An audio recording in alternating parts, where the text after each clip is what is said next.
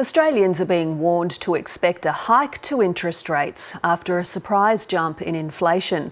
Price rises accelerated at the end of last year to push annual inflation to 3.8%, up from 3.4%. The hotter than expected result now has all four of the big banks unanimously tipping a rate increase from the RBA next week. Kevin's moving out and inflation's moving up. The 74-year-old can't afford the rent and is heading into community accommodation. It's all sort of shoddy and just costing more and more and more, and the rooms are getting smaller and smaller and smaller. With no aircon, he covers the windows with foil to keep his home cool. You can drop the temperature by 10 degrees. These are some of the tough choices Australians are being forced to make as cost of living pressures bite. The jump in annual inflation was largely driven by higher electricity bills as state rebates were used up, elevated rents and cost of building of new homes, as well as higher prices for food and non-alcoholic drinks. There were double-digit increases for coffee, beef and lamb. Fruit and vegetables were up too. I think the bottom line of that result is it does confirm that the RBA is likely to raise rates at the next policy meeting in February. It's just too much above where the RBA was forecasting inflation to be. The Treasurer still reckons inflation will fall to between 2 and 3%. Well, we still expect this inflation to return to the target band.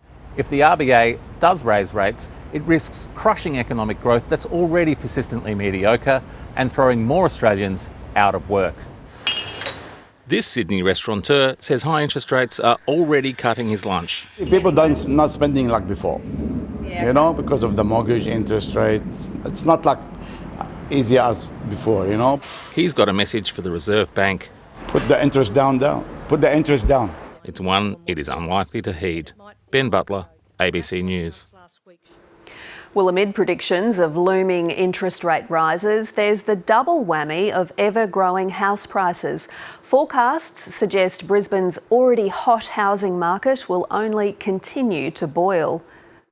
We simply just haven't been building anywhere near enough residential accommodation to house all the people that are now flooding into Queensland. Brisbane house prices skyrocketed 13% last year and unit prices a nation-leading 18%.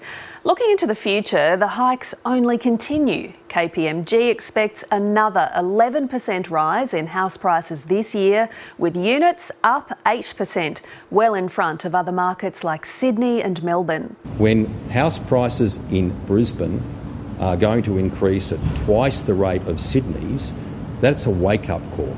The median price right now already tops $1 million. The state opposition describing the forecasts as a hammer blow to buyers. The LNP said they had the solution to the housing unaffordability crisis, but clearly they haven't.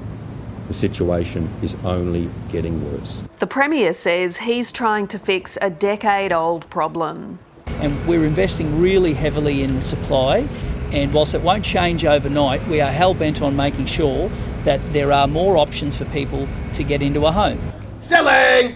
Done and sold there. Well done, 1,400,000. The state's first homeowners grant and the federal 5% deposit scheme have helped some people enter the market. But what that's now done is bid up the price for housing at the low end of the market, such that there's less and less numbers of stock available at that lower end of the market than what there was even 6 months ago.